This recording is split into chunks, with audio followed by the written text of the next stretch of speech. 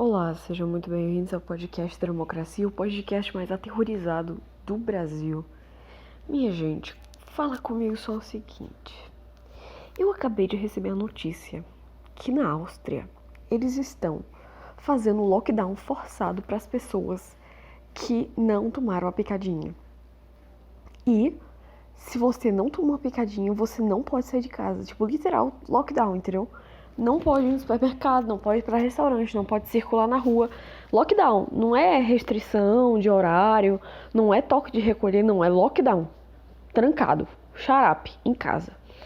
Porque não tomaram a picadinha. E eu tô aqui tendo um troço de tão indignada, Porque minha madrasta feminista compartilhou comemorando isso, dizendo que a liberdade individual nunca vai estar acima do coletivo. Cara, eu virei ANCAP agora. Aconteceu. Algum ANCAP aqui no meio pra me receber agora na seita dos ANCAPs.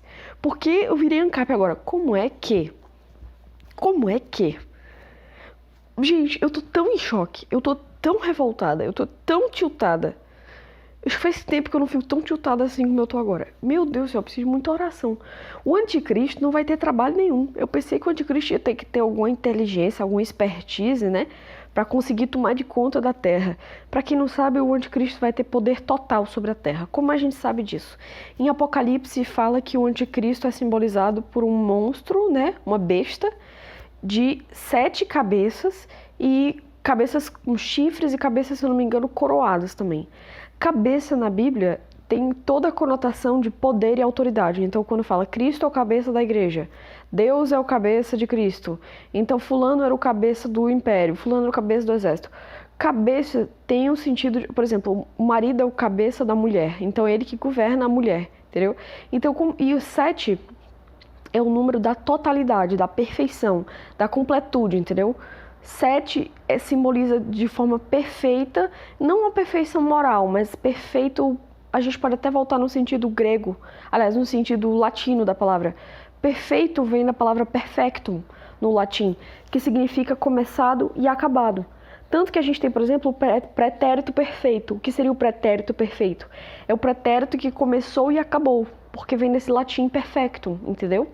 Então, o 7 significa perfecto, significa total, entende? E é o que acontece. O anticristo, a besta, vai ter 7 cabeças. Então, ele tem 7 total e cabeça poder. Então, por isso que a gente sabe que o anticristo vai ter poder total.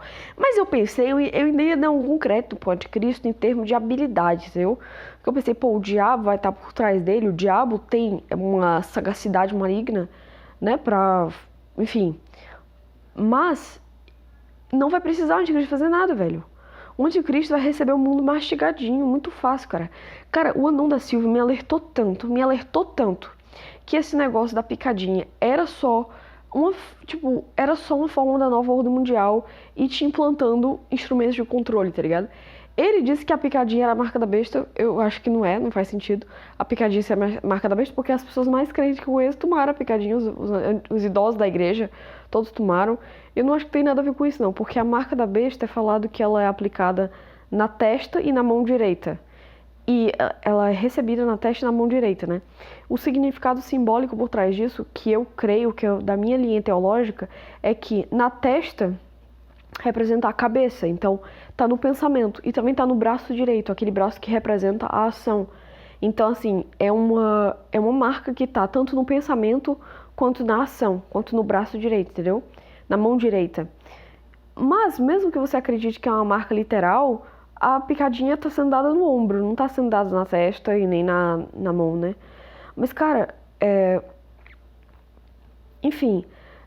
Mas, cara, eu não tava levando a sério a seriedade desse negócio. Eu não tava percebendo a seriedade desse negócio, velho. Aqui, em Fortaleza, eu e o Anão da Silva, cara, eu preciso contar pra vocês uma coisa. Um episódio terrível da minha vida. E, nossa, eu tô muito empolgada pra contar tudo isso pra vocês. Nossa, faz tempo que eu não fico tão empolgada assim pra gravar. Que bom. Glória a Deus, que bom. Minha gente, o que aconteceu foi que aqui em Fortaleza, o governador Camilo Santana decidiu que vai ter passaporte sanitário, ou seja, pessoas que não tomaram a picadinha não vão poder entrar nos restaurantes. Tipo assim, ó, eu não tenho certeza se todos os restaurantes e estabelecimentos vão ser forçados a usar o passaporte, né? Se eu não me engano, não inclui supermercado. O supermercado vai ficar liberado, né? Porque também acho que aí também já era motivo para fazer manifestação. Mas, no caso da... Enfim, eu não sei se eles vão ser forçados a pedir o passaporte, porque eu acho que isso não seria muito aplicável, né? Tipo, se o cara é o bolsonarista e tem um bar, ele quer receber os amigos não vacinados, ele vai receber de qualquer jeito. Eu não vou botar um agente de vigilância sanitária em porta de cada um dos restaurantes de Fortaleza, não. Mas eu tenho a impressão que os estabelecimentos vão ser incentivados a só deixar as pessoas entrarem mediante confirmação da vacina. E o que acontece? Isso começou a partir de hoje, segunda-feira, certo? Eu e o Menina Não, a gente esteve numa maratona. Desde que reabriu, desde que terminou aqui o lockdown e tal, desde que reabriu os restaurantes, os shoppings ficaram abertos sempre, né? Mas assim, desde que reabriu tudo, eu e o Menina Não, a gente não parou de sair. E eu nem entendia por que a gente tava fazendo isso, que ele tava me levando pra tanto canto. Mas acho que foi uma premonição, ele sentiu que a gente ia ficar muito tempo sem sair pra canto nenhum. Acho que toda semana a gente tava indo pra uns 2 ou 3 lugares, a gente ia pra shopping, restaurante e tal. E aí eu já tava aflita de tanto que a gente tava gastando já. E aí o que aconteceu? O governador decretou que a gente não vai mais poder ir pra canto nenhum. Então assim, tô nem aí porque a gente aproveitou muito, a gente aproveitou tanto. E eu acho que a gente não vai ser impedido de andar na praia, que acho que o canto que a gente menos andou foi na praia. E, enfim. E é bom que a gente não gasta, porque restaurante é só pra gastar. Então eu tô até feliz que a gente fique em casa, economiza dinheiro. Eu faço. Quer comer comida do restaurante aqui mais caro da cidade? Eu aprendo na internet a fazer a comida deles e faço. Acabou. Quer um restaurante bonitinho, retrô, decorado? Eu faço a decoração, faço tudo aqui pro meu amado, pra gente não ter que gastar à toa. Enfim. E o episódio que aconteceu horrorizante foi ontem, gente. Meu Deus do céu. Tô com tanta vergonha de contar. Hoje é segunda. Eu tô com tanta vergonha de contar isso pra vocês. Eu tô com vergonha de ter passado por isso. Meu Deus do céu, Deus me perdoe. Beleza. Era uma festa no condomínio do meu tio. E tava todo mundo combinado que ia, né? Eu tava super empolgada pra ir, porque no condomínio do meu tio tem piscina. Faz tempo que eu não vou em piscina, eu acho. Faz tempo que eu não vou em piscina. O Anon ia também. Eu adoro participar de eventos de família com ele, porque eu me sinto muito orgulhosa de mostrar como eu consegui um homem mais excelso, excelente da criação. Depois de Jesus, ele tá em segundo lugar. E o segundo mais lindo, só perde pra Jesus também. E, enfim, eu sinto muito orgulho de andar com ele por aí, principalmente pra minha família, entendeu? Tipo um troféu. Não sei se... Ele mesmo já admitiu que também gosta de andar comigo, dizendo que quer que até que eu tire a máscara pra mostrar minha beleza. Mas, enfim, então o sentimento é recíproco, tá tudo bem. Troféu trocado não dói.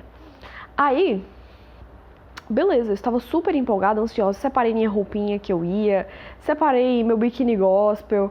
Enfim, tava tudo pronto, certo? Ele tava na casa dele, eu tava na casa da minha mãe, né? Na noite anterior, a gente se posicionou de tal sorte a ficar mais perto pra ir pra casa do meu tio, pra poder a gente ir. E resumindo, tava tudo certo pra esse momento, pra esse evento, né? Tava tudo confirmado e tal. Beleza. De manhã, eu fico deitada na rede, né? Na minha mãe eu durmo de rede, então eu fiquei lá na rede, deitada, meio com preguiça, meio sonolenta, assim, fiquei, né? E aí, o que aconteceu? Eu estava sentindo cólica e também estava com um pouco de enjoo. Por quê? Porque eu descobri que eu estou intolerante à lactose, acredito, galera? Mas eu continuo comendo coisa com leite. Porque eu sou assim, se eu for ceder pra qualquer doença que aparecer no meu corpo, gente, o que eu vou me tornar? Não sei não.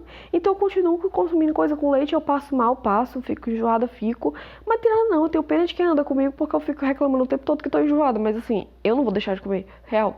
Nem que seja só um pouquinho, eu sempre vou comer. E eu não vou conseguir ficar sem comer leite, sabe? O resto da minha vida. Não vou. Meu pai é intolerante à lactose e eu sempre zoei muito ele. Eu não sabia que o castigo ia vir tão rápido sobre mim. Eu pensei que ia vir quando eu tivesse a idade dele, né? Ele desenvolveu intolerância à lactose por volta dos 32, 33, acho que até 35 anos ele podia comer leite normal. E eu pensei que o castigo pela minha zoação dele ia vir nessa faixa, mas não, veio com 18 anos. Ó Senhor, por quê? Não, mas Deus sabe o que faz. Quem sabe é porque leite engorda muito e Deus tá querendo me fazer permanecer com o corpo mais bonitinho, né? Enfim, eu estava enjoadinha, então eu estava deitadinha, com coliquinhas e tal. Meu tio chega também a minha tia, casada com ele.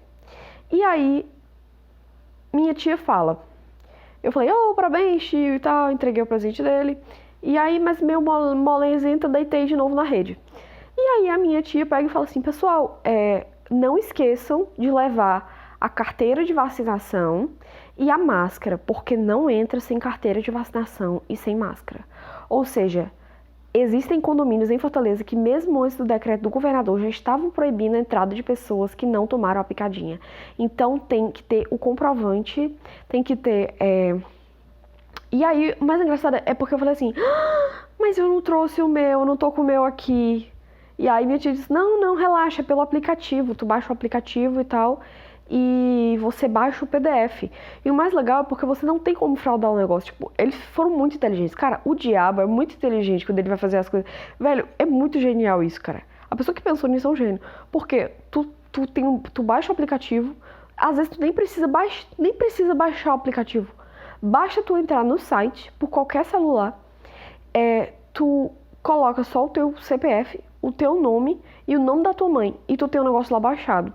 E mais, tu não pode fraudar o PDF, por quê? Porque tem um QR Code, o QR Code dá um link pro site, e no site tem confirmando todos os teus dados, ou seja, mesmo que tu pegue, tu vai ter que gerar um QR, e eles verificam o QR Code, se o QR Code corresponde ao nome da pessoa.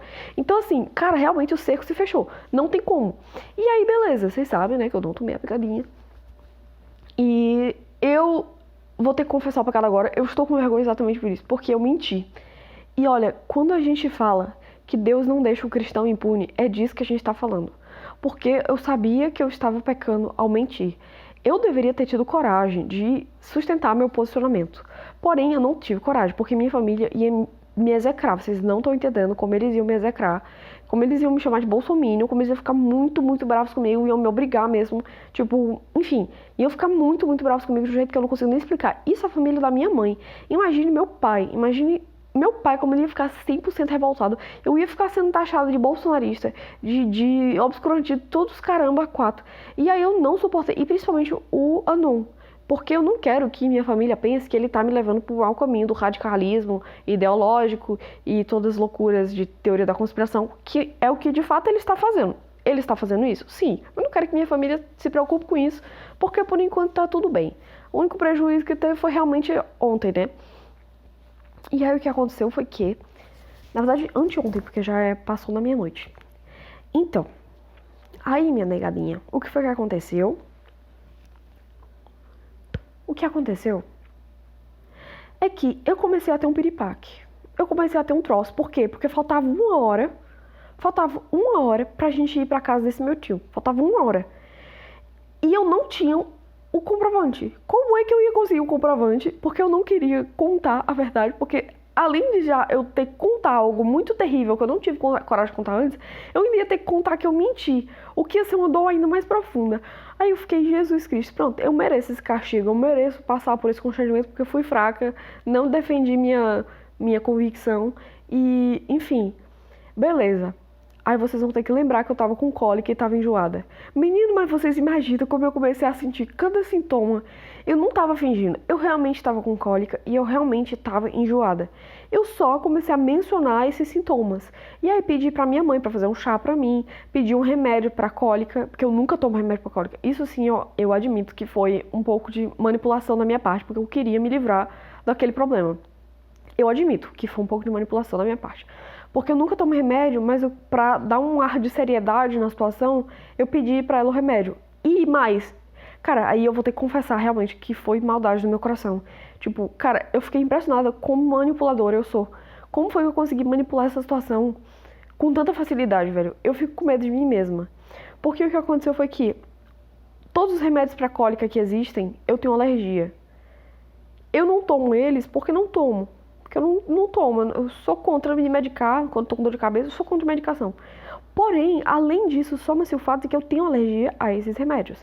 Então, eu falei assim, mãe, eu vou tomar o remédio que eu tô precisando, porém, eu vou ter uma crise alérgica, porque E aí eu pensei, cara, perfeito, porque se eu tiver uma crise alérgica, eu não tenho como ir, meu olho vai ficar inchado, eu vou ficar com um pouquinho de falta de ar, eu vou ficar com coceira, então eu não vou poder ir. E aí eu pensei, perfeito, eu preciso tomar um remédio que me dê alergia pra poder eu não ter que ir, eu não ter que ir. E aí vocês pensam, tipo, que isso foi pra minha mente pensando rápido, eu tive 15 minutos pra bolar tudo isso. Tipo, cara, já tava 100% certo que a gente ia. O Anon já tava aposto lá na casa dele pra sair e tal. Tava tudo combinado, tava tudo certo, a gente ia levar coisas, tava tudo 100% certo. Só que uma hora antes veio a infeliz notícia de que a gente não ia poder entrar. E agora? Como é que... E eu sou tão sonsa que eu ainda ajudei minha irmã a pegar o comprovante dela, entendeu? Ainda ajudei ela a pegar o comprovante dela. E aí até no grupo dos produtores de conteúdo bases, eu mencionei essa situação, cara. De tão angustiada que eu tava sem saber o que fazer. E aí o menino não falou, vai, conta a verdade, fala a verdade. Tipo, simplesmente fala a verdade. Tipo, não tinha como falar a verdade nessa situação. E agora eu tô muito, com o meu coração muito pesado, pensando, meu Deus, como é que eu posso pregar que mentir é pecado? Como é que eu posso pregar não levantarás falso testemunho? Como é que eu posso pregar isso e dizer que isso vale a qualquer custo, inclusive, tipo, se custar a tua vida, se custar a vida do teu filho, tu não pode mentir, né? E tu não pode mentir. E eu escolhi mentir nessa situação, que é uma situação pequena, tipo, o máximo que ia me custar era, sei lá, levar um murro ou levar gritos da minha mãe, ser excluída dos eventos de família, ser chamada de bolsonarista, que esse é um constrangimento muito profundo pra mim, é um sofrimento que eu não tô muito disposta a passar, não. Isso é uma coisa que eu não quero passar. Mas, e quando vierem verdadeiras provações, como por exemplo, pedindo pra eu negar a Cristo, será que, e tipo, me custando realmente a minha vida ou a vida de pessoas que eu amo, será que eu vou resistir à mentira? Será que eu vou resistir a esse pecado de levantar falso testemunho quando forem coisas muito mais graves envolvidas, sabe? E eu realmente tô muito angustiada, eu não sei o que fazer, porque eu sinto angústia pela mentira que eu contei, mas eu sinto ainda mais angústia de pensar o que seria se eu contasse a verdade, entendeu? Então, tipo, pra todo mundo circula a versão de que eu tomei a primeira dose. Pra todo mundo, pro meu pai, E na verdade foi ideia do meu pai. Na verdade ele chegou e falou assim, tu tomou só a primeira dose, né? Aí eu, E aí começou a mentira. Porque ele falou, já tá pessoas de mais novas que eu aqui em Fortaleza tomaram a segunda, né? E aí eu, como esqueci, bota aspas aí, eu esqueci de tomar a primeira, demorei muito a tomar a primeira, esqueci de novo, então marquei, tipo, tinha data, eu perdi a data de inscrição. Aí eu me inscrevi, perdi a data que eu marquei, né? E aí foi arrumada outra data, aí eu, entre aspas, espero que vocês consigam ver as aspas que eu estou fazendo com o meu dedo, apesar de que isso é um podcast, ou então meu olho piscando, fui e tomei. E aí vou me esquecer de tomar as outras também, porque pelo menos eu só quero que as pessoas não fiquem me aborrecendo, dizendo que eu sou bolsominion e tal, essas coisas assim. E aí o que acontece? Aqui em Fortaleza está muito tranquila a situação do VIROS. Não, é com U, burra. VIRUS. Burra demais. Enfim. Tá muito de boa essa situação. Tava bem pior antes, tava bem alarmante e tal, o pessoal tava bem preocupado. Agora não, tá todo mundo lambendo a maçaneta e tal. Então, ninguém vai me cobrar a segunda, vão me cobrar só a primeira que eu, entre aspas, tomei. E aí eu tô me sentindo muito mal por isso, cara, eu não sei o que fazer. E eu disse, tipo, eu circulei também a versão de quando não tomou também só a primeira. E vai esquecer de tomar a segunda. E, enfim. E a situação humilhante, desesperadora desse domingo, cara. Foi desesperador, porque, cara, é as consequências do pecado. Quando eu digo assim, Deus não deixa os filhos dele pecar em paz, é disso que eu tô falando, cara. Se fosse qualquer outra pessoa inventando essa mentira, não teria passado por essa situação.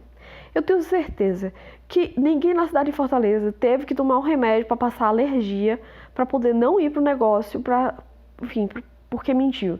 Mas a mim, Deus infringiu essa consequência, porque Ele é santo, Ele disciplina, Ele não deixa os seus filhos pecando à vontade, né?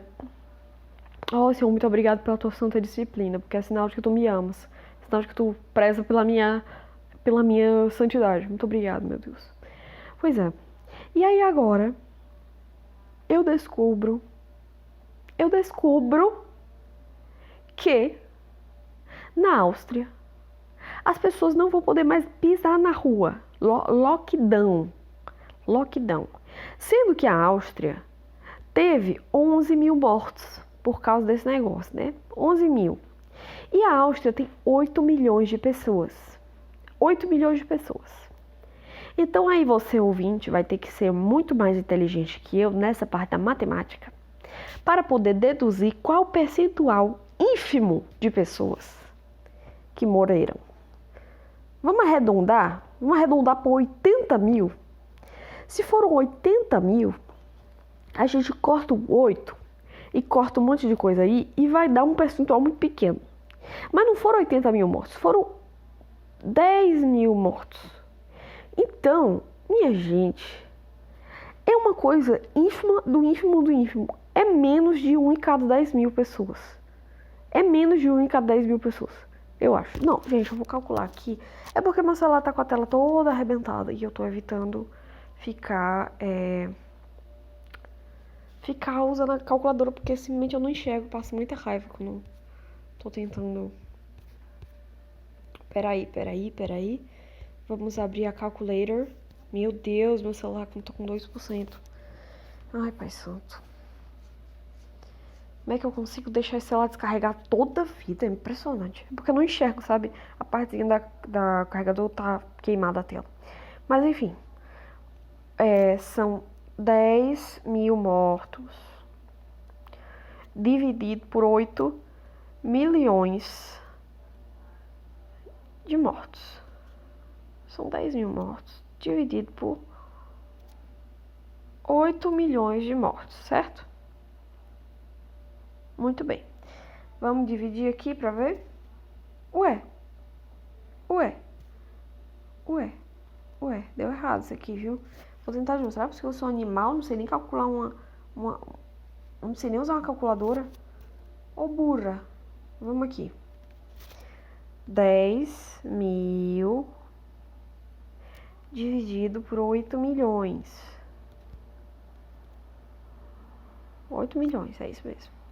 Igual a 0,0128. Agora vocês vão ter que interpretar quanto é que fica isso aí, porcentagem. Vocês sabem que vocês não podem contar comigo pra nada que é de matemática, né, ouvinte? Você não vai se surpreender com isso, não. Nada novo sob o sol. E eu vou botar meu celular pra carregar. Que mais? Enfim. Então, um percentual ínfimo de pessoas morreram por causa desse negócio. Vale a pena tu cometer uma violação absurda do direito de ir e vir da pessoa, cara? Vale a pena? Tipo, qual é a mensagem que tu passa sobre os direitos humanos? Vamos colocar assim, né? Os direitos básicos do indivíduo.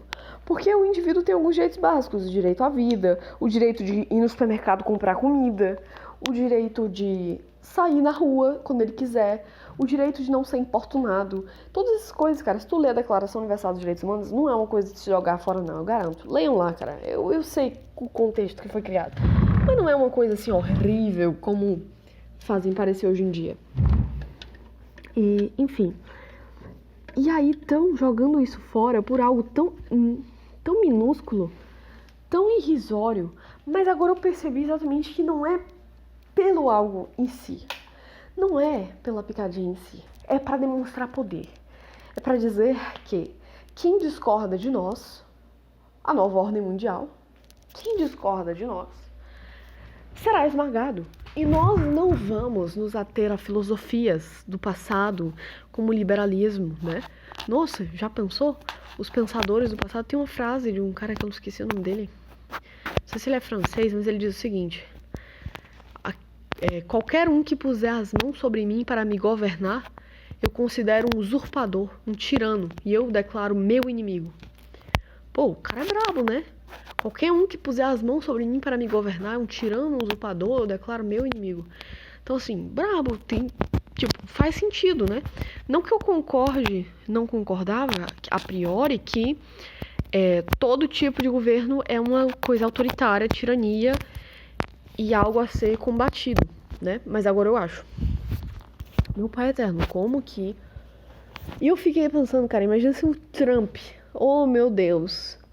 Hoje eu acordei e me veio a falta de você, saudade de você, saudade de você.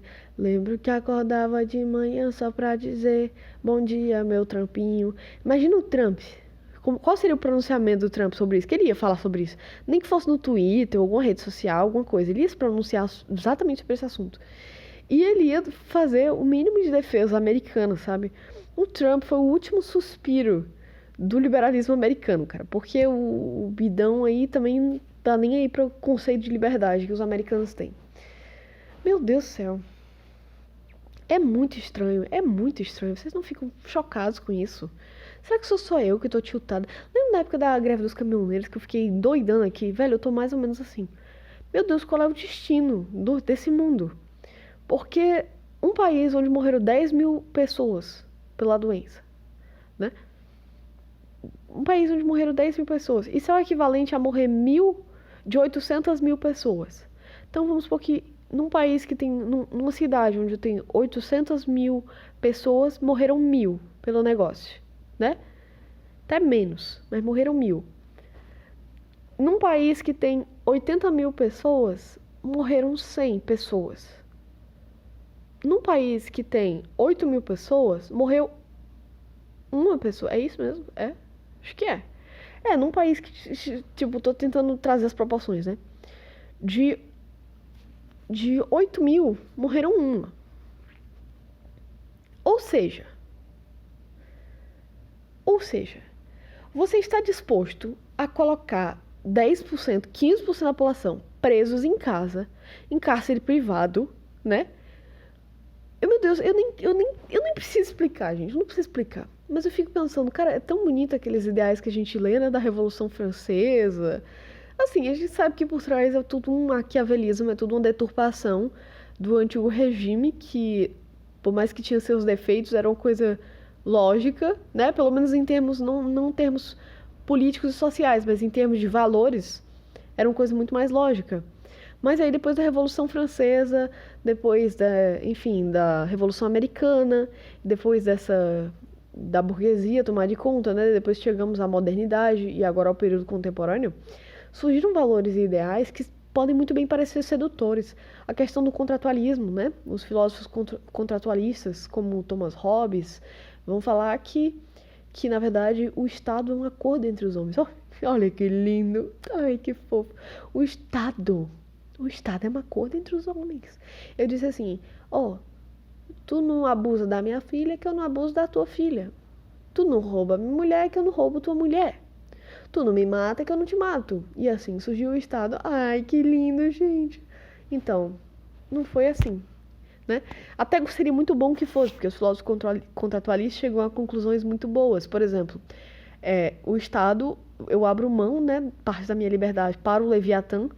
Eu abro mão de parte da minha necessidade, aliás, da minha liberdade e também dos meus recursos. Eu pago impostos, né? Que eu não tenho opção de não pagar, eu tenho que pagá-los. Então eu vou lá, pago todos os meus impostos, abro mão da minha liberdade, porque também às vezes eu gostaria talvez de dirigir bêbado, ou enfim, de andar sem cinto de segurança, ou andar de moto sem capacete, ou colocar 4 pessoas em cima de uma moto, ou fazer qualquer uma dessas pequenas transgressõezinhas que seriam muito divertidas. Mas eu abro mão de todas elas para ter um estado que me dê o quê? Segurança. Eu quero dormir de porta aberta. Eu quero fazer loucuras e deixar relógio de ouro na minha porta sem que ninguém leve, né? Então essa é a intenção, né? Que o Estado seja o braço que me protege de todo o banditismo, de toda a violência, que me conduza à estabilidade, né? E que me proteja de todas as ameaças externas e internas. É para isso que eu dei um dos meus bens mais preciosos, que é a liberdade. E também o terceiro bem mais precioso, que é a minha grana, que eu abri mão na forma de impostos.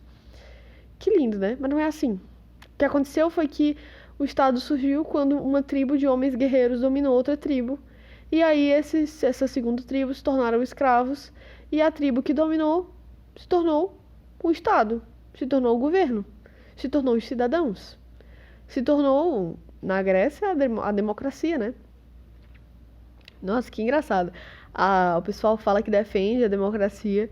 Cara, a democracia, ela é tão patética, desde os primórdios até hoje. O que a gente chamou de democracia não é democracia, a gente sabe. Não é a mesma coisa que acontecia lá, e não só porque lá excluía boa parte da população, que é a crítica que os modernos fazem à democracia grega. Mas é porque é um sistema completamente diferente. Tanto porque a maior parte do Estado brasileiro, do Estado da República, né, é abastecida pelo processo de concursos. E os concursos são a seleção daqueles mais capacitados. Então, se eu estou selecionando o mais capacitado, o melhor, né, o juiz, eu quero que seja o melhor daqueles que tiveram a formação de advogado, né, que fizeram direito, e eu quero que o melhor entre eles tenha o direito de exercer como um mandador público, né? Isso também é o Estado. É porque a gente pensa que o Estado é o birubiru, os deputados, mas não, cara. A maior parte do Estado que vai te intrometer na tua vida é o policial, é o que veio, claro, com mandado vindo diretamente da justiça, é o burocrata. Isso a gente esquece, cara, mas isso é o Estado também. Isso tá tudo, todo aparelho faz parte desse corpo que é o Estado, entendeu? Então, assim, tu chega na universidade, o reitor é parte do Estado, né? Ele é parte do Estado. Então, claro, se for uma universidade pública, né? Lógico. Os professores são parte do Estado. Eles também estão lá cumprindo uma missão, eles não são mandadores públicos, eles são servidores públicos, mas ainda assim, eles estão fazendo parte da máquina. E o que acontece? Se eu estou escolhendo os melhores, então não é democracia, é aristocracia. Aristos significa melhores. Cracia, governo. Então, aristocracia seria o governo dos melhores. Então, eu estou selecionando uma parte da máquina pública os melhores para que eles governem, né? Para que eles exerçam, sejam tanto mandadores quanto servidores públicos. Mas a democracia grega é exatamente o contrário. Tanto que todo mundo valia né? Pelo menos entre os cidadãos, todo mundo tinha um voto, todo mundo podia discursar e votar. E aquele que tem um pouco mais de poder, que é o moderador era escolhido porque ele era o melhor? Porque ele era o melhor? Não, por sorteio. Por quê? Porque qualquer um poderia exercer o poder e isso é o que configura a democracia grega, né? Que é o poder de qualquer um. Qualquer um. Todos, o povo, de forma geral, não os melhores, não os que têm apoio total, mas literalmente qualquer um. E não ficavam muito tempo no poder, acho que ficavam 2 semanas e tal. Então, isso hoje não se parece nada. Eles estranhariam muito que a gente chamasse a isso que vivemos hoje de democracia. Mas os próprios pais fundadores do nosso sistema de governo, que é a República Representativa, eles criticam essa democracia grega. E hoje o problema principal é que tudo, simples assim, o problema da democracia é tudo. O problema da democracia é porque um jumento batizado, um animal, um quadrúpede, pega um vereador, candidato a vereador, pega um funk, faz um slogan, faz um jingle ridículo, pega um carro de som e bota na rua para incomodar as pessoas e é eleito. Então, assim, esse jumento animal conseguiu encontrar outros jumentos e animais que o colocassem no poder. Então, assim, essa pessoa que colocou um funk, então, assim, ela não tem nenhuma intenção de trazer qualquer benefício para a sociedade. Ela, por si só, já não tem faculdades mentais para saber diferenciar o certo do errado, para poder ter um mínimo de discernimento das pautas delicadíssimas, sensíveis que estão em jogo quando se trata de uma Assembleia Legislativa ou de uma Câmara Municipal, certo? Então, esse é o problema. É porque um jingle de funk convence alguém. É porque o cara te cumprimentou, ele é a melhor opção. Entendeu? É porque alguém te pagou pra tu votar no cara, ele é a melhor opção. é porque o fulano é do centrão, então, continua, rouba, mas faz. Então esse é o problema. Tu pega um monte de gente sem instrução, e aí tu pega um monte de gente com muito dinheiro pra fazer jingle atrativo, pra fazer propagandinha, pra distribuir panfletinho e pronto. Essa república representativa é o governo onde os mais ricos decidem em quem você vota. E acontece que, pelo menos na monarquia, o rei tinha que cuidar do reino porque aquilo ali era propriedade dele. Então ele podia até ser injusto em alguma causa ou em outra, mas ele estava cuidando do terreno dele. É tipo assim, tu tem um império no Age of Empires. Tu não cuida, não, da rua pra ficar bonitinha? Tu não cuida pra ter abundância de recursos? Tu cuida, velho. Agora, vamos supor que tu é só um cara qualquer e tu pode usar a máquina pública como empresa pra tu ganhar dinheiro pra ti mesmo, pra tu ter benefício pra ti mesmo, ou mesmo que tu não vai roubar, mas pelo menos tu vai receber um super salário e não precisa trabalhar nada. Tu vai recusar a oportunidade? Tu acha que só quem se candidata é quem tá realmente interessado no bem do Brasil? Cara, o bem do Brasil não é um motivo forte o suficiente pra forçar alguém a se submeter à política, cara. É um ambiente muito árduo, muito terrível. Cara, eu falo porque meu pai trabalha com... Eu não vou falar, mas minha mãe também. Meus dois pais estão metidos em Assembleia Legislativa, Câmara Federal e, enfim, eu vejo a rotina insana que é isso. E a gente fala mal do Birubiru, fala mal dos políticos de forma geral, tu não tem consciência que ele tem uma pessoa, entendeu? Então, tipo, é uma pessoa. E é uma pessoa que tá sendo atacada de todos os lados, que tem colegas que a pessoa convia, que de uma hora pra outra decide atacar ela.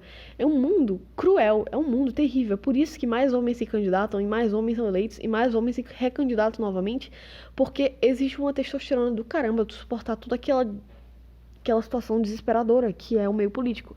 Cara, eu não iria por nada nesse mundo. Então, assim, somente um santo canonizado levantar-se-ia da sua casa para se submeter à carreira política com um fim 100% honesto, pura e simplesmente para servir o país. Ou alguém que já nasceu com pleno dom, né, de oratória e tal, alguém que tem um pleno dom e que para ela aquilo ali é fácil. Todos os outros casos são pessoas querendo se aproveitar da máquina pública. E acabou. Então a gente criou uma empresa onde é cada um por si, todo mundo pode tirar a sua parte. E a gente pressupõe que esse sistema vai ser benéfico para todo mundo, porque todo mundo está tendo o direito de decidir.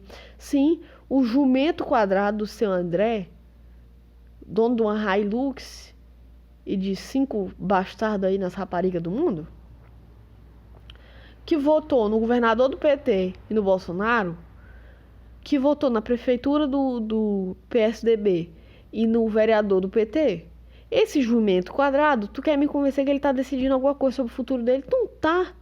Ele tá votando porque a música é legal. Ele tá votando porque porque a candidata é bonita ou alguma coisa do tipo.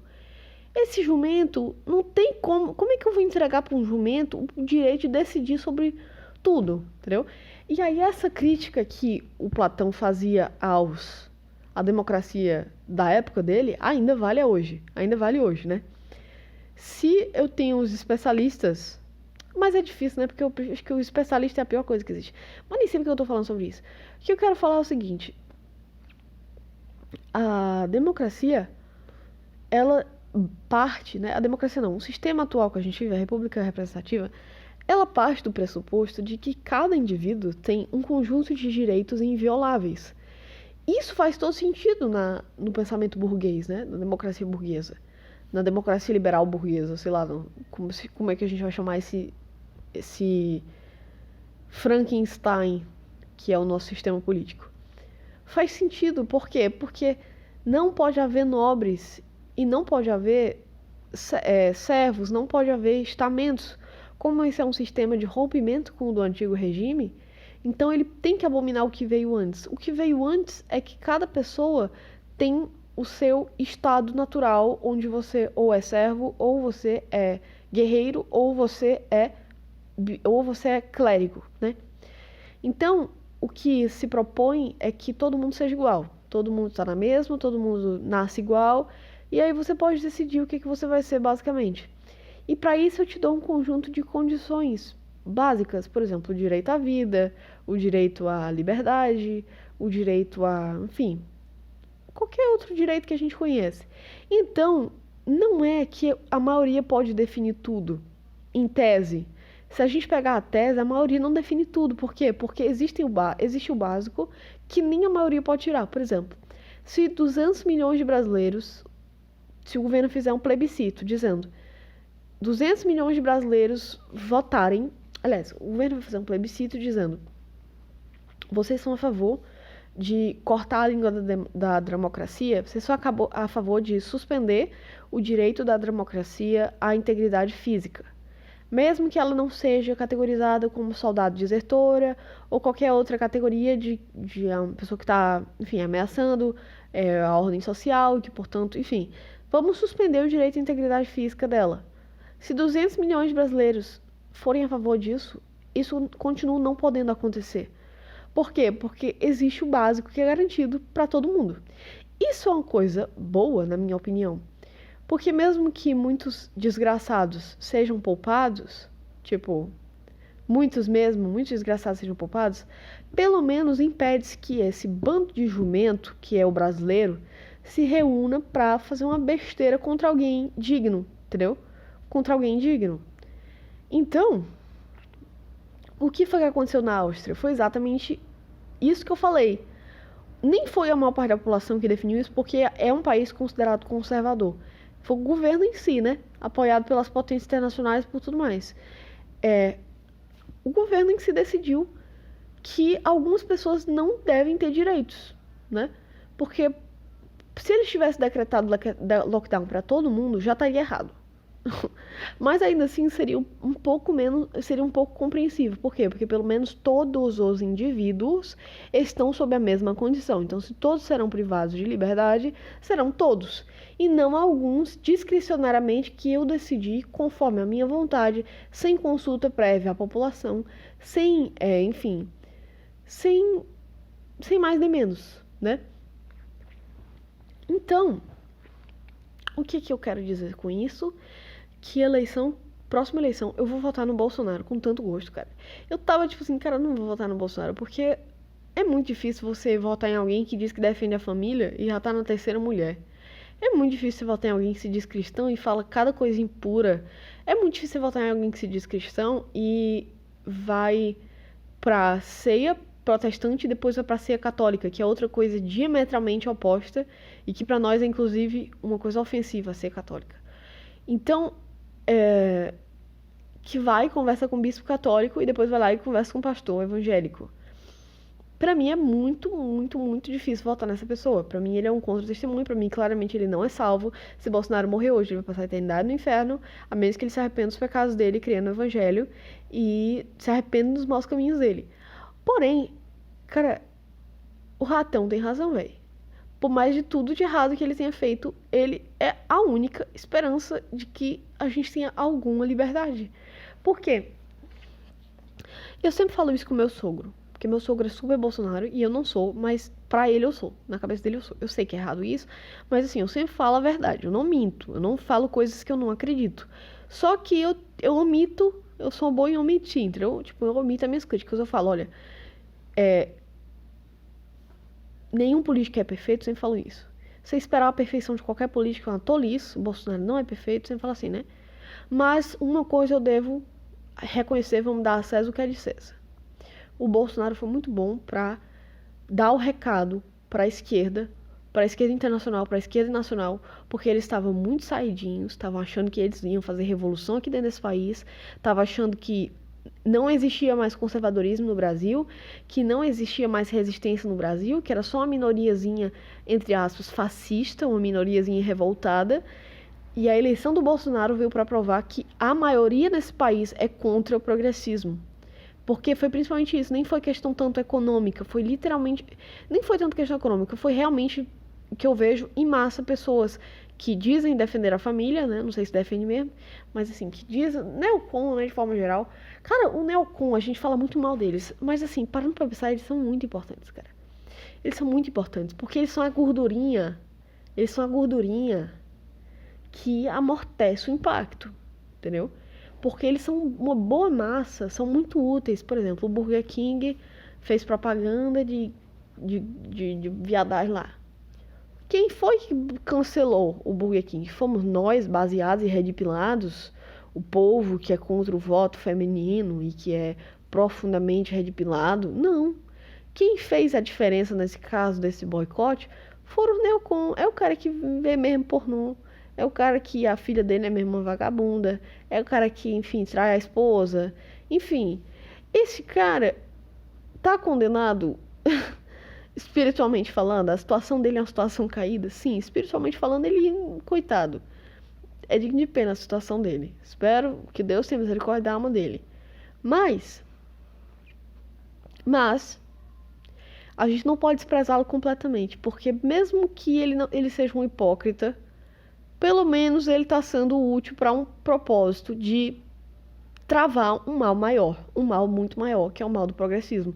E agora o mal do autoritarismo, que a gente tá vendo, né? Porque o que me surpreendeu demais, cara, eu vou usar muito isso, quando levantar-se de novo o debate do aborto, porque sempre se levanta pelo menos uma vez a cada 3 anos, alguma menina muito nova é engravidada, abusada e engravida, e aí tem que se fazer aborto nela, porque sim, né? Porque, tipo, nunca aconteceu uma menina de 12 anos conseguir ter um filho saudavelmente, não. Só acontece isso todo santo dia, em todas as partes do mundo. Não tô dizendo que isso é romântico nem bom, mas tô dizendo que é uma opção, ao invés de tu matar uma criança de 6 meses dentro da barriga dela e forçar ela a parir o moleque com contração de parto mesmo, que foi o que fizeram da última vez que isso aconteceu, né? Então, toda vez que isso acontecer, na próxima vez que isso acontecer, que suscitar-se-á novamente o debate do aborto nesse país, eu tenho guardado os prints das pessoas que comemoraram essa história da Áustria e pediram para que fosse feita no Brasil. Porque, cara, nesse momento prevalece a decisão do indivíduo. Nesse momento prevalece o meu corpo, minhas regras, né? Nesse momento, eu posso matar para me livrar de um problema. Eu posso assassinar uma pessoa com DNA humano único. Eu posso eliminar um ser que a maioria das pessoas brasileiras acredita que é um ser humano. Então, se é a força da maioria, então pronto. Então não tem nem o que discutir. A maioria dos brasileiros a maioria esmagadora dos brasileiros considera que o bebê no ventre é um ser humano e que o aborto é errado. Então,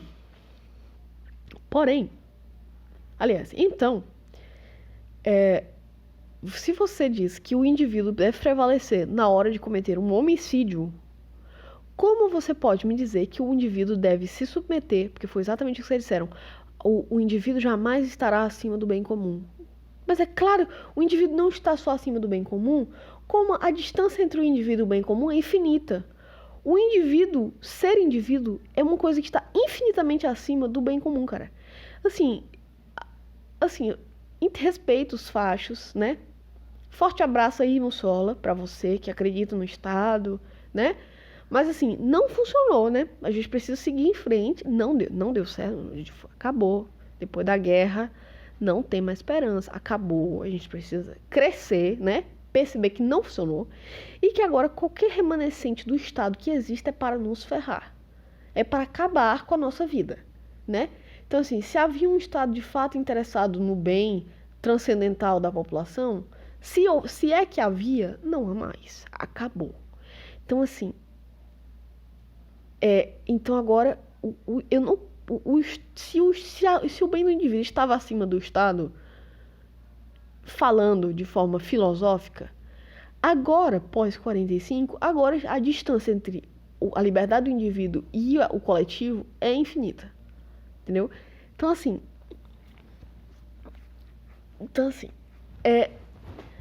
na hora de matar uma pessoa, o indivíduo vale mais do que o coletivo, do que as evidências. O indivíduo vale mais do que outro, né? Então, assim, o indivíduo tem o direito de matar. Mas, na hora de obedecer à nova ordem mundial, olhar no fundo dos olhos do novo establishment para dizer yes, daddy, please, aí sim o indivíduo é deixado completamente de lado em prol do suposto coletivo, né? Porque assim, que caracoles de coletivo é esse? Essa é a primeira vez na história da humanidade em que uma pessoa que não tem uma doença é capaz de transmitir a doença para alguém que está imunizado contra a doença. Vocês já perceberam isso? Porque assim, se a pessoa não está imunizada, não é um risco só para ela, né? A que tá imunizada, não tá imunizada? Não é pra isso que a imunização serve? Não é pra proteger a pessoa que tomou o negócio? Então, se eu tenho uma pessoa que não está doente, não está transmitindo porque não tem nada no corpo dela que esteja transmitindo doença. Como é que uma pessoa, essa é a primeira vez na história da humanidade, uma pessoa que não porta uma doença é capaz de transmitir a doença que ela não porta para alguém que está imunizado contra a doença que ela não porta? Então, assim, é de uma barbaridade, é de uma vileza, é de uma violência, é de uma violação tão absurda, que eu não tenho palavras pra falar sobre isso, cara. Não tenho palavras, não. E aí eu mandei a indireta, chamei de nazista quem defendia isso, que a Áustria fez. E não foi nem com o intuito de ofender, não. Eu simplesmente categorizei. Falei assim, querido, se você comemora que uma parcela da população seja sacrificada em prol do todo, isso se chama utilitarismo, né? Isso se chama utilitarismo, que é a corrente étnica que deu base... Étnica não, ética. Oi, já ia falar de nazismo, falei já de ética. Não, mas enfim, é a corrente ética que deu base ao nazismo, que dá base para muitas outras coisas. Então, eu falo com toda certeza, 100% de certeza, sem medo de errar, que a pessoa que defende esse posicionamento, essa atitude do governo austríaco é um porco. Foi isso que eu falei. Sem ofensas e tal. Só que o problema é que minha madrasta postou isso. E ela viu que eu visualizei. E eu compartilhei algumas horas depois dela. E eu compartilhei e ficou lá. E aí o que acontece? Eu gosto dela. Ela é boa pra mim. Eu não quero execrar ela. Entendeu? Eu quero ter amizade dela. Eu quero ser boa pra ela. Eu quero ajudar ela. Mas eu não consegui. Eu postei. E eu tô pensando assim, será que eu apago? Mas se eu apagar, eu vou ser covarde. Mas se eu manter lá, eu vou criar uma guerra desnecessária.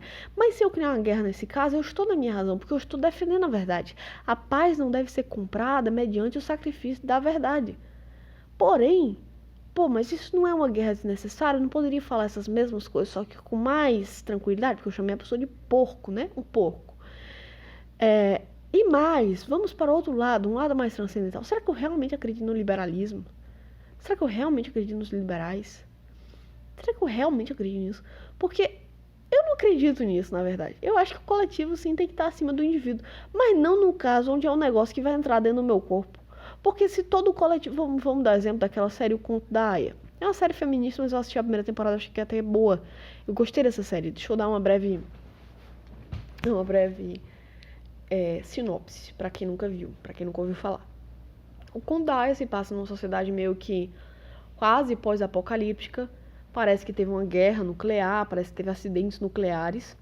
E aí eles vivem num mundo completamente diferente do nosso hoje. E que aos poucos foi se transformando. Então, como se tivesse emergido um governo meio que fascista. Parece, tem elementos, tipo assim, militarismo. E as críticas que fazem, as críticas reais e inventadas que se fazem aos nazistas, tem lá naquele universo daquele regime que se levantou. E aí aquele regime se levantou com características extremamente autoritárias e extremamente religiosas. E eles impedem, por exemplo, as mulheres de aprender a ler, eles impedem várias coisas, né? Eles proíbem livros, proíbem a Bíblia, e o conhecimento fica restrito somente a uma parcela da população, que são meio que os governadores. E eles têm tipo castas sociais, sabe? Tem tipo as aias, que são as mulheres férteis, que são capazes de terem filhos. Tem as econo-esposas, que são as esposas que, enfim, são mulheres de família casadas com os homens importantes. Então elas têm a casta delas, né? E cada casta tem a roupa da sua cor, e enfim, tem as suas funções. Enfim, e aí tem os olhos, que são as pessoas que são espiões do sistema. Enfim, eu gosto dessa série, cara. Eu não acho essa série tão absurda assim. Por quê? Porque ela mostra que em momentos de profunda crise, alguém vai fazer alguma coisa. Eu acho que é realista nesse sentido. Porque qual é o principal conflito de todos? A questão da fertilidade. Com as mudanças, com a radiação, com tudo que aconteceu lá, não se sabe por quê, mesmo antes de se instaurar esse regime, especialmente antes, né, foi isso que fez eclodir o regime, as pessoas pararam de ter filhos. As pessoas começaram a ser cada vez mais estéreis. E um filho era um milagre. Então, tipo assim, quando nascia uma criança, era um milagre. Todas as pessoas vinham ver, era como se fosse noticiado no jornal. Então, a taxa de natalidade caiu muito. O que aconteceu? Com a ascensão desse regime, lembrando que eu só assisti a primeira temporada, com a ascensão desse regime, uma das justificativas para que eles fossem tão rígidos e principalmente religiosos é que a falta de fertilidade foi uma maldição de Deus. E, cara, a reação das pessoas àquilo, porque tem muitas pessoas que são favoráveis ao regime, que ajudam o regime. Por exemplo, tem as Martas, tem as tias. Enfim, você vê que tem pessoas que realmente amam e creem no regime. Cara, isso faz todo sentido. É uma espécie desesperada para se proteger da extinção. Faz muito sentido, cara. Assim, a série tem críticas toscas, mas eu achei que valeu a pena ver a primeira temporada. Valeu a pena. Não sei se vou ver a segunda, mas valeu a pena. E aí, qual é meu ponto nessa série? Que agora eu não lembro mais, porque eu comecei a falar sobre essa série. Por que foi que eu comecei a falar de O Conto da Aia? Por que foi que eu comecei... Ah, tá. Não sei. Ah, tá, mas por que eu mais gosto dessa série? É porque o conflito principal da série é conseguir filhos. Então eu me identifiquei com isso. Acho que foi isso que me pegou, entendeu? E aí é muito macabro, porque tem as mulheres que são férteis e tem as esposas. E aí o cara tem que ter coito com a mulher que é fértil na presença da esposa, entendeu? E o parto que a mulher fértil tem, a mulher fértil não pode ser esposa, né? Não sei se ela não pode ser esposa ou se ela não é. Foram mulheres que são literalmente, tipo, parideiras, entendeu? Elas são usadas literalmente pra reprodução. Elas são literalmente um produto, entendeu? E aí todo o drama da série é esse, porque realmente é um estrunfo, né? Enfim, por que foi que eu comecei a falar dessa série? Gente, por que foi? Eu tinha alguma analogia muito boa pra fazer aqui. O que eu tava falando antes? Da minha madrasta, que eu quase xinguei ela. Mas será que eu defendo mesmo? Eu acho que o coletivo, tá falando que o coletivo tava acima do indivíduo, que o coletivo tem sua importância. O que foi, meu Deus do céu? Por que foi que eu comecei a falar dessa série, cara? Agora vai ficar só eu aqui fazendo uma defesa de uma série que claramente é uma série feminista, velho. Por que foi que eu comecei a falar disso, mano? Não sei. Mas enfim, agora que eu já falei sobre a série, eu vou falar que... Eu não achei essa uma série totalmente não realista, sabe? Eu achei que ela tem alguns elementos de realismo. Me parece algo que de fato poderia vir a acontecer caso a crise apresentada na série de fato acontecesse, a crise de fertilidade, né? Mas por que eu tava falando sobre isso, meu pai? Não sei. Vou regravar, se eu me lembrar. Vai ser o jeito de eu regravar. Enfim, gente, já ficou muito gravado aqui esse podcast. Está muito longo. Muito obrigada por terem ouvido até aqui e até a próxima. Muito obrigada a todos. Ah, tá. Lembrei porque que eu estava falando de O Conto da Aia. É que eu falei o seguinte, o coletivo está assim acima do indivíduo. Porém, não nos casos onde eu vou introduzir um negócio dentro do indivíduo que não beneficia ele, entendeu? Eles estão no mero objeto. E eu falei, se você dá respaldo pra esse negócio da picadinha, você tá dando respaldo pro que aconteceu no Conto da Aia. O que acontecia? A personagem, as mulheres que eram férteis, eram literalmente forçadas a ter coito com os chefes lá, uma vez por mês, enquanto elas estavam férteis, né? Chamado de a cerimônia. E aí, na cerimônia, eles engravidariam, ele tentaria engravidar ela, né? E aí, beleza, o que aconteceu foi que, nesse momento, o indivíduo foi sacrificado pelo coletivo. A mulher não queria passar por aquilo, ela foi forçada e obrigada, né? Ela não tinha como dizer não, pelo bem do coletivo, que o coletivo estava desesperado para gerar bebês. Então, assim, nesse caso, pelo menos, o método era comprovado. Pelo menos tu sabia o que ia acontecer. Por mais que seja uma coisa horrível, uma violação grave do direito daquela mulher e tal, sobre o próprio corpo, a castidade dela, além de ser um homem casado, então tem vários problemas, várias implicações absolutamente problemáticas aí, né? Que o filho não seria criado por ela, enfim.